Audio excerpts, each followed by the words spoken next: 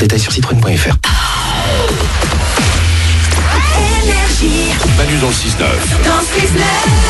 6h, 9h30 Sur Énergie. Les sondages du matin arrivent dans 5 minutes, juste après CNCO et les infos.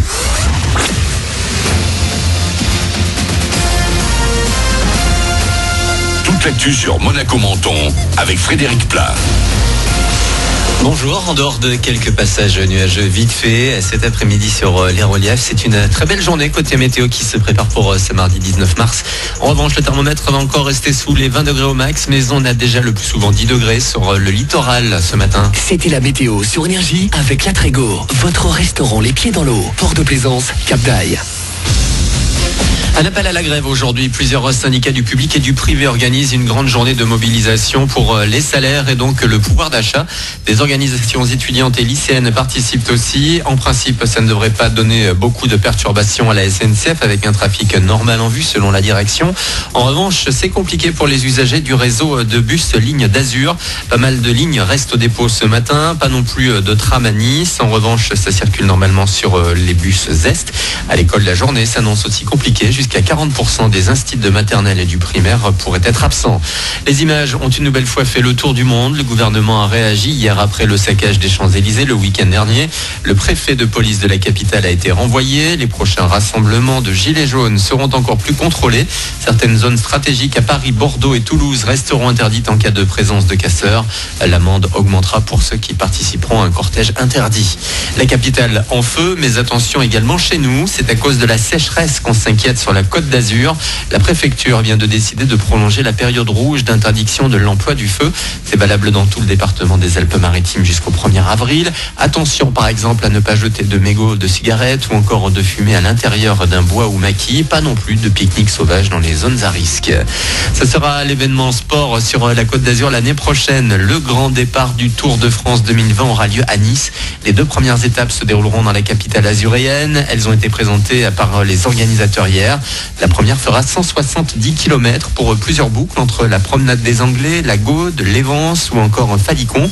La deuxième, le lendemain, passera par les reliefs et notamment le col de Turini. Nice, un fantastique terrain de jeu pour Christian Prudhomme, le directeur du Tour. Nice, c'est la 5e ville de France, c'est une ville puissante, c'est une ville qui aime le sport, c'est une ville magnifique. Ça nous permet d'avoir aussi, parce que le décor compte bien sûr, d'abord le terrain d'expression pour les coureurs, et ensuite le décor, en quelques minutes, la mer et la montagne. C'est vraiment une chance, on sait que c'est un terrain formidable, c'est pas un hasard si nombre de coureurs cyclistes sont sur la côte dans leur vie courante.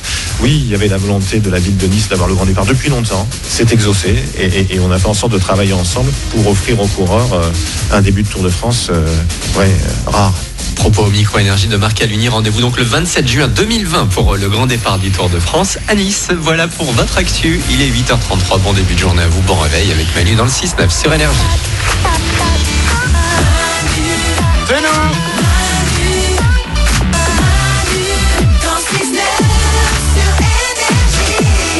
Et si nous parlions du président chinois? si tu veux, ouais. On ne parle pas beaucoup dans l'émission du président chinois. Je crois C'est même vrai. qu'en 8 ans, nous n'en avons jamais parlé. Eh ben, sachez-le, en Chine, il y a un président et nous allons en parler. On va écouter CNCO. Juste après, il y aura les sondages du matin. Pourquoi je parle du président chinois? Parce que dimanche, le président chinois, qui s'appelle Xi Jinping, vient en visite officielle en France. Ouais. Voilà. Il va rencontrer Emmanuel Macron, ça va se passer à Nice. Et écoutez, apparemment, c'est vrai. S'il va dormir à l'hôtel, il a d'ores et déjà demandé à ce que son propre lit soit transporté de la Chine à Nice pour dormir dedans. Oh, mais je te crois pas. Bah si. Mais c'est dingue. Non, mais franchement, ça va coûter une blinde. C'est dingue. Je te crois pas. Bah si, je lis l'info là. Non, en mais fait, dans le sens, c'est fou, quoi. Bah oui. Il y a qu'un président qui peut faire ça, quoi. Qui peut demander à ce que transporte son lit, c'est classe quand même. Non mais en plus, à la limite, si toi t'as envie de dormir dans ton lit, tu prends ton matelas, tu pars en voiture, tu le mets dedans et tu mets ton matelas. Là, il y a des gens, ils vont être chargés de prendre son lit, de le mettre dans l'avion, d'arriver, de reprendre le lit et de le mettre à la place de son lit dans l'hôtel. Il a l'air un peu relou quand même, hein. Ramener son lit. Franchement, et on a été, heureusement que t'es pas diplomate. Hein. Bonjour Monsieur le Président chinois, bonjour Emmanuel Macron. Je m'occupe de faire la diplomatie entre les deux pays. Alors avant tout, Monsieur Xi Jinping, permettez-moi de vous dire que franchement vous êtes un peu relou. Non, c'est en camping-car, ça irait, quoi. C'est facile de déplacer un lit en camping-car. Oui, mais voilà. je pense pas qu'il... Non, il ne vient pas en camping-car. Le président de Chine ne vient pas en camping-car, aux dernières nouvelles en tout cas. Hein. Ouais. Moi, je dis ça suffit les privilèges, j'en ai marre. Oh là. Oh là là là. Elle C'est s'attaque. vrai. Et là, elle balance. Hein. Écoutez, affaire à suivre. Ouais. En tout cas, nous, on se plaint quand notre nana prend trop de bagages en vacances. Là, franchement, tu vois. Là, respect. Qu'est-ce qu'on a d'autre il y a une étude qui a été faite sur l'utilisation du téléphone aux toilettes. Parce que oui, il y a des études sur tout, il faut le savoir. Eh bien, écoutez bien, 57% des gens ont répondu l'utiliser aux toilettes de temps en temps. 8% disent tout le temps.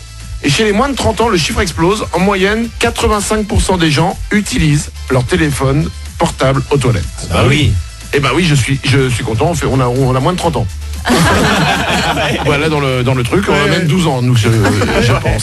Je ne sais pas ce que je ferais sans téléphone aux toilettes, honnêtement. Donc dès que tu m'envoies un texto, je me dis celui-là, il me l'a envoyé aux toilettes, quoi, c'est ça. Oui, c'est ça. En te souhaitant une belle journée. 8h36, les sondages du matin arrivent dans 3 minutes.